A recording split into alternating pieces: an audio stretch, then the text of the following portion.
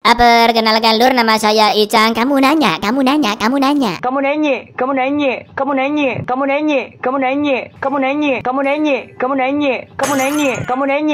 Saya terpaksa mengalur film ini karena faktor ekonomi dan untuk tiket nonton Pildun di Qatar ya. Sesuai requestan dari kalian, kali ini kita akan mengalur film yang bergenre horror thriller, yaitu Choose or Die tahun 2022. Bercerita tentang seorang wanita yang memainkan sebuah game jadul dari tahun 80-an. Masalahnya dia tidak tahu jika permainan tersebut memiliki kutukan mengerikan yang membuatnya harus memilih jawaban atau dia akan mati. Dari manakah game kutukan ini berasal dan betapa bengisnya game tersebut? Langsung aja kita tebak-tebakan dulu dari requestan dulurku Glotter ya. Hari-hari apa yang susah dicapai? Ayo.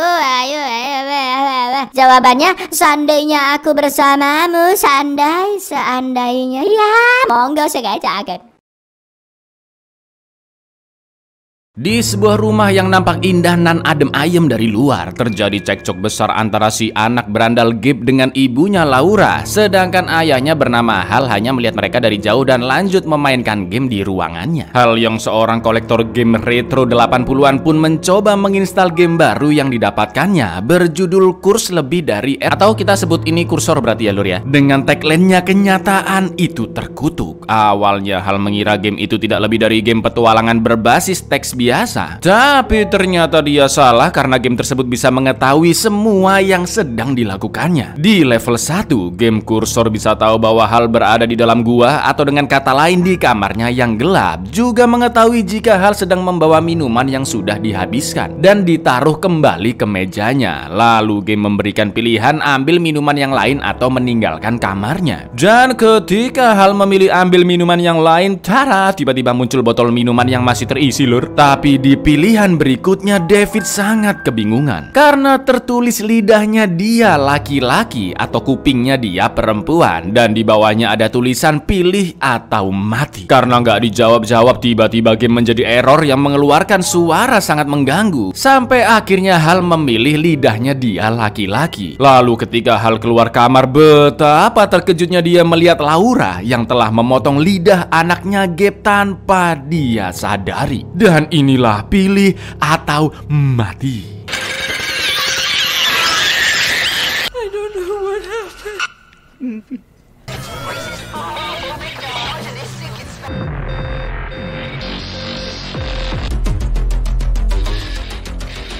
Saat pengenalan sutradara dan jajaran pemainnya Lur, ternyata film juga menunjukkan apa yang terjadi selanjutnya di keluarga Hal. Di level 2 berikutnya, game kursor memberikan pilihan seperti kepala Laura atau matanya Gabe, daging Laura atau lengannya Gabe, dan di pertanyaan berikutnya tertulis keluargamu sedang berdarah. Lanjut bermain atau membuat kopian gamenya. Jelas Hal memilih untuk membuat kopiannya dan game laknat tersebut akhirnya dikirim ke banyak kaset. Game kursor pun mengucapkan selamat karena keluarga Hal sudah aman, tapi hanya untuk saat ini.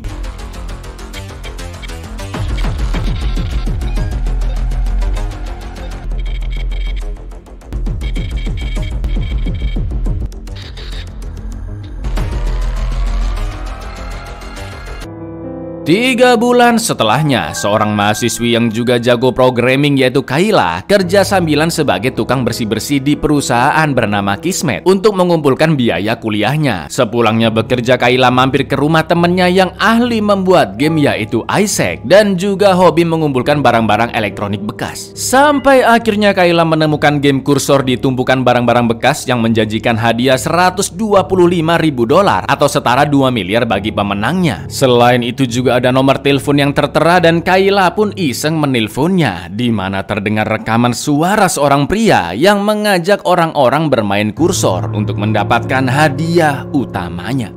Setelah itu Kayla pun pulang ke apartemen dan ternyata dia tinggal berdua bersama ibunya bernama Thea yang menjadi pecandu narkoboy sejak kematian putranya Ricky atau adiknya Kayla. Ditambah lagi karena mereka nggak punya uang, mas-mas penagih uang sewa yaitu Lance sering melecehkan Thea secara psikologis maupun seksual, juga memaksanya menjadi PSK dengan imbalan mereka tidak diusir dari apartemen. Malam harinya Kayla pun lanjut kerja sambilan di kantor Kismet dan dia bertanya-tanya ke temannya, kenapa ya ya, kok kita disuruh bersihin lantai kantor padahal seluruh gedung selalu kosong. Awalnya temannya itu juga memikirkan hal yang sama, tapi ujung-ujungnya dia nggak peduli, yang penting digaji ya kan. Setelah selesai kerja tepatnya jam 2 dini hari, Kayla pun nyantai dulu di warkop sambil menginstal game Cursor karena of course tergiur dengan hadiahnya ya kan. Ketika game dimulai di level 1, Kayla diberi pilihan kopi atau kue. Yang anehnya dia melihat menu warkop semuanya berubah menjadi kopi dan kue. Kayla pun akhirnya memilih kopi dan saat itu juga mbak-mbak warkop bernama Grace langsung menuangkan kopi. Menu di sana kembali jadi normal dan game memunculkan tulisan yang sama persis seperti ucapannya Grace. Loh, kok bisa? Coffee. Say one.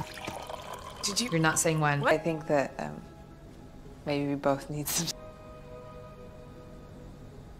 Di pertanyaan berikutnya, Kayla diberi pilihan untuk beristirahat atau tidak. Melihat kejanggalan yang mengerikan itu, Kayla pun langsung menutup laptopnya. Tapi tiba-tiba suasana berubah menjadi kabut. Lalu almarhum adiknya Ricky muncul dan mengatakan jika Kayla harus memilih atau dia akan mati. Kayla pun terpaksa memilih dan setelah itu tanpa Grace sadari, dia terus memecahkan gelas di warkop. Sekarang Kayla diberi pilihan apakah Grace harus memecahkan lagi atau membersihkannya.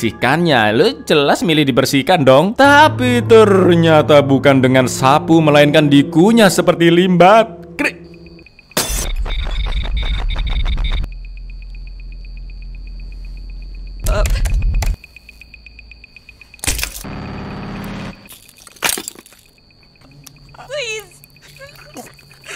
Kayla berusaha menolong Grace tapi sayang dia tidak bisa menghentikannya. Sampai akhirnya Grace pun meninggal.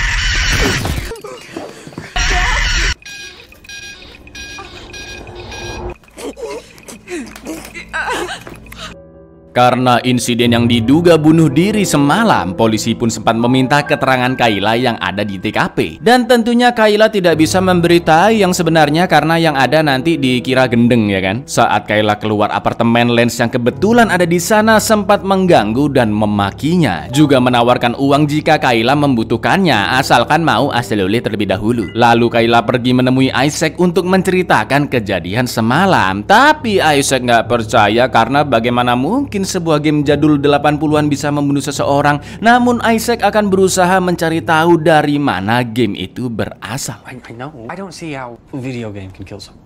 Let me do some research. I'll get to the bottom of this. Yeah, you do that. Seperti biasa, malam itu Kayla ngepel lantai kantor Kismet yang kosong dan tepat jam 2 dini hari, tiba-tiba emaknya Thea menelpon dengan sangat-sangat panik. Dia mengatakan jika ada tikus-tikus yang berusaha menyerangnya. Awalnya Kayla menganggap itu hanyalah tikus loteng biasa lah, tapi terdengar suara tikus yang sangat tidak wajar dan tiba-tiba lampu gedung berubah menjadi hijau. Juga komputer yang tiba-tiba muncul dengan memainkan game Cursor.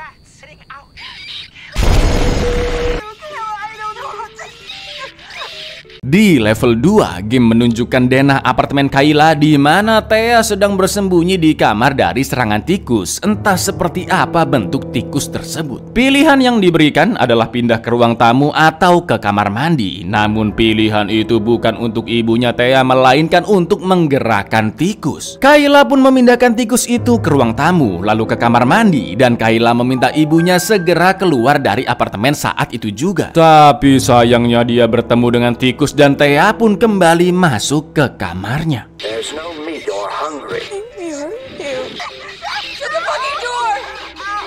Karena tikus mulai mengunyah pintu, Thea pun terpojok di jendela kamar dan dengan terpaksa Kayla meminta ibunya lompat dari jendela. Yang mana apartemen mereka berada di lantai yang cukup tinggi. Go to the window.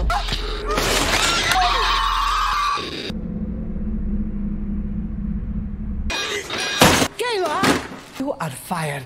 Saat itu juga Kayla langsung dipecat karena membuat kekacauan. Dan untungnya Thea masih selamat meskipun banyak tulangnya yang patah. Untuk mencari tahu apa yang terjadi, Kayla pun pulang ke apartemennya yang sudah berantakan di mana-mana. Terlihat pintu kamar yang bolong bekas kunyahan dan perlahan-lahan Kayla mendekati kamar untuk mengecek apakah tikus itu masih ada di sana. Lalu yang terjadi,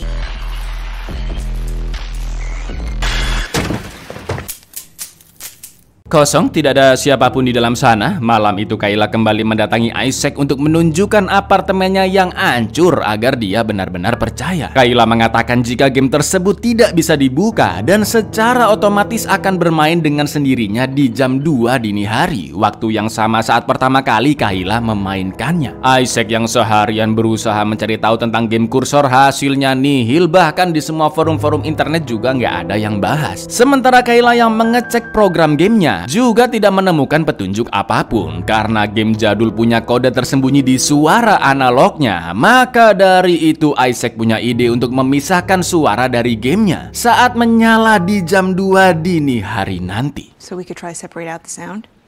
Yes, we should. Singkat cerita, jam menunjukkan pukul 2, game pun menyala dan alhamdulillahnya Isaac berhasil mengekstrak suara menjadi sebuah kode yang sangat aneh. Level 3 pun dimulai. Betapa terkejutnya Isaac melihat game kursor yang bisa menulis semua ucapannya. Pas banget ketika dia lagi ngomong. Pilihan pun kembali ditampilkan, yaitu membantu atau tidak membantu. Karena mereka tidak kunjung menjawab, Kayla mendengar suara bising yang sangat mengganggu, seperti yang dialami oleh Pak Hal di awal film. Sampai akhirnya Kayla memilih bantuan dan suara itu pun berhenti. If it's coding language, there should be a cursor. It's almost putting the words on the screen before I say them. Selanjutnya game kursor memberi pilihan biru atau merah, yang secara ajaib tiba-tiba muncul 2 pintu di rumah Isaac dengan warna-warna tersebut. Karena di pintu biru terdengar suara berbisik mati, mereka pun akhirnya memilih pintu warna merah. Pintu terbuka otomatis, mereka pun masuk ke dalam yang mana banyak lorong serta ruangan-ruangan lain. Kayla pun mulai halu, dia melihat mendiang adiknya Ricky dan terus mengikutinya sampai ke sebuah kolam renang. Usut punya usut lur, ternyata Ricky meninggal karena tenggelam di kolam renang itu. Isaac pun berusaha menyadarkan Kayla bahwa semua itu tidak nyata. Tapi Kayla yang sudah terpengaruh terus mengikuti Ricky sampai masuk ke dalam kolam dan Isaac juga ikut menyusulnya. Di bawah sana mereka tidak bisa melihat apa-apa karena dipenuhi kabut tebal. Lalu tiba-tiba Isaac diserang oleh Ricky. Kayla pun mendekati suara teriakan itu dan terlihat Isaac juga Ricky yang sudah terkapar. Lalu game kursor memberikan pilihan menyelamatkan Isaac atau menyelamatkan Ricky. Kayla yang sadar jika semua yang dia lihat tidaklah nyata akhirnya memilih untuk menyelamatkan Isaac. Tapi tiba-tiba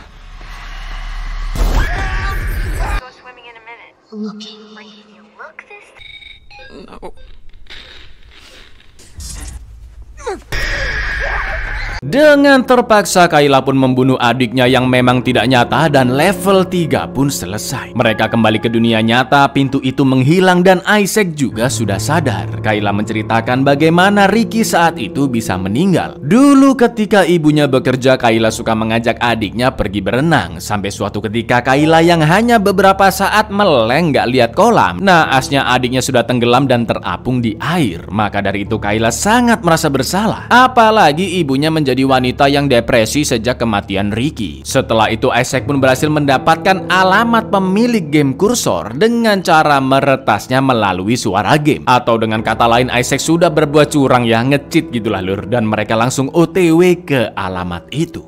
Singkat cerita, mereka pun sampai di alamat yang ternyata sebuah gedung kosong dengan kontainer-kontainer terbengkalai di sekitarnya. Saat masuk ke dalam, Kayla pun menelpon nomor sebelumnya dan mereka menemukan sumber suara rekaman tersebut, di mana kabel dayanya menyambung ke sebuah mesin dan disitulah mereka mendapatkan kaset game kursor beta 1. Atau dengan kata lain, awal mula saat game tersebut masih dikembangkan dan di tempat itulah game kursor diciptakan. Ketika kaset itu disetel pada tahun 1984, sang pencipta game bernama Beck menjelaskan jika dia memang menemukan sebuah kutukan dan dengan sengaja dimasukkannya ke dalam game. Entah dari mana kutukan itu berasal, tapi yang pasti simbol-simbolnya dapat mempengaruhi dunia nyata dan juga memiliki arti masing-masing seperti api, air, dan darah. Konon katanya kekuatan simbol-simbol kutukan itu sudah terbengkalai berabad-abad dan siapapun yang menggunakan melakukannya untuk melawan orang lain, maka orang itu akan mendapatkan derita, rasa sakit, ketakutan, dan trauma. Semakin menderitanya orang yang dikutuk, semakin banyak keuntungan yang didapatkan dari si pengutuk. Beck mengubah simbol kutukan tersebut menjadi satuan 8 bit agar bisa dimasukkan ke program game horor sederhana miliknya. Symbols seem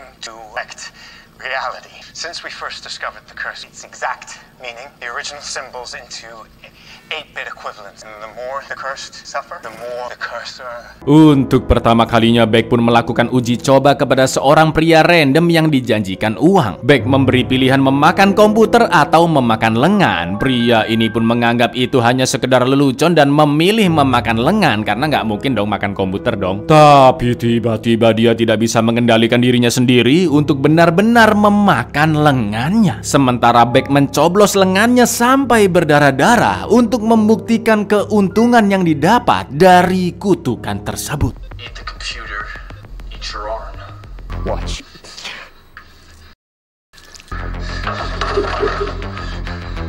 It works. It works. Dan tenan, ketika mereka akan kabur dari sana, jam menunjukkan pukul 2 dini hari dan permainan pun berlanjut. Sebelum mulai ke level 4, game kursor yang tahu Isaac berbuat curang membuat tubuhnya terjebak di dalam dunia game. Kayla yang berusaha menolongnya pun terhalang hologram dan dia diberi pilihan untuk maju atau mundur cepat. Dengan terpaksanya Kayla pun memilih forward atau maju cepat yang membuat Isaac memuntahkan banyak pita kaset. Sampai akhirnya level keempat pun selesai, namun naasnya Isaac tewas karena kehilangan banyak darah. Choose or die.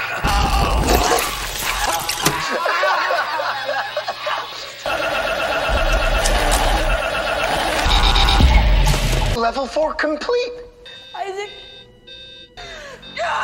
Di level terakhir, Kayla harus mengalahkan bos yang mana titik koordinat lokasinya diberitahu oleh game kursor. Setelah melewati hutan yang cukup luas, sampailah Kayla di titik koordinat, namun di sekelilingnya hanya ada pepohonan. Tak lama kemudian ibunya Thea menelpon, namun ternyata yang bicara adalah Lance. Dia mengatakan jika mulai saat itu, Lance akan membawa Thea hidup bersamanya untuk menjadi keluarga yang bahagia. Udah gila emang ya kan? Setelah itu Kayla berjalan masuk ke dalam hutan dan menemukan sebuah rumah yang tak lain tak bukan itu adalah rumah keluarga Hal. Kayla pun mengatakan jika game kursor yang mengutusnya ke sana, dan Hal pun menceritakan jika dulu dia membeli permainan tersebut dari penjual barang-barang bekas. Namun ternyata game itu membuat keluarganya hancur, mata anaknya Gabe dicongkel dan lidahnya dipotong, sedangkan daging di pipi dan leher Laura juga disayat. Setelah level 2, Hal memilih untuk membuat salinan gamenya demi menyelamatkan istri dan anaknya. Namun mirisnya lur, sejak saat itu Hal berubah menjadi pria yang sangat kejam dan suka menyiksa keluarganya. Tak lama kemudian notifikasi game kursor muncul, yaitu untuk bertarung melawan bos di level terakhir, yang mana artinya Kayla harus bertarung dengan Hal sampai salah satu di antaranya mati. Duel pun akhirnya terjadi, namun ternyata efek serangan terjadi berkebalikan. Jika Kayla diserang, maka yang terluka dan merasakan sakit adalah Hal. Begitu pula sebaliknya. Laura yang selama ini disiksa pun membantu Kayla, sementara Gabe yang trauma dan ketakutan bingung harus membantu yang mana.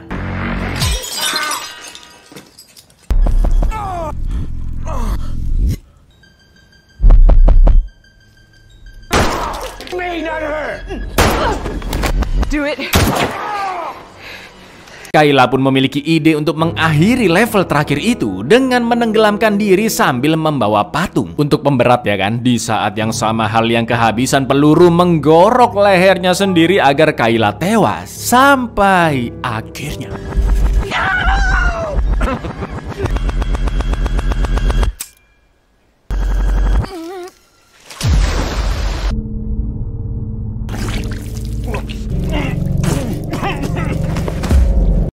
Untungnya Hal lebih dulu tewas dan Kayla berhasil terselamatkan. Setelah level terakhir selesai, luka Kayla juga telah diobati oleh Laura. Sesuai peraturan game, kursor pun memberikan hadiah untuk Kayla. Ternyata hadiah yang diterima bukanlah uang melainkan kendali penuh atas kutukan tersebut, di mana Kayla menggunakan simbol-simbol terkutuk yang sudah dia pahami untuk memberikan permainan ke orang lain. Yang tentu korban pertamanya adalah Lindsay Brenkes, si penagih sewa biadab. Awalnya Kayla pura-pura menjual badannya dengan harga $20 dan jelas Lance mau memilih untuk membayar. Lalu Kayla bertanya apakah dia bisa pegang kendalinya. Lance yang berpikir ke arah pergantian oli pun menjawab iya, tentu saja boleh dong. Padahal sebenarnya yang dimaksud Kayla adalah memegang kendali hidupnya Lance. Saat itu juga Lance dikendalikan untuk membunuh dirinya sendiri dengan cara yang sangat teramat sadis, yaitu menusukkan wajahnya ke stok obat-obatan haram miliknya.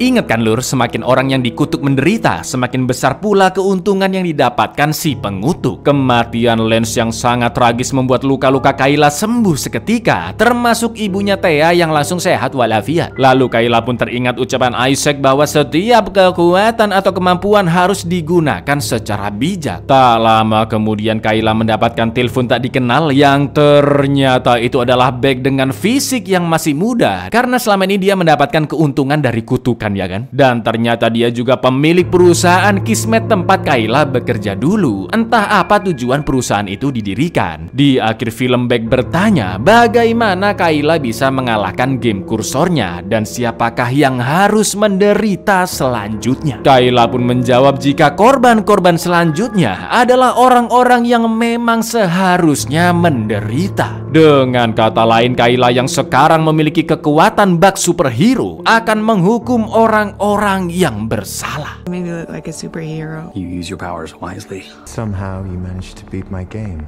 Beck, sometimes the curse can be a gift. Who will suffer next? Only people who deserve it. Buyar, segala penyakit bisa sembuh dengan kutukan. Wow, apakah juga bisa menyembuhkan rasa sakit karena ditolak olehnya? Ya.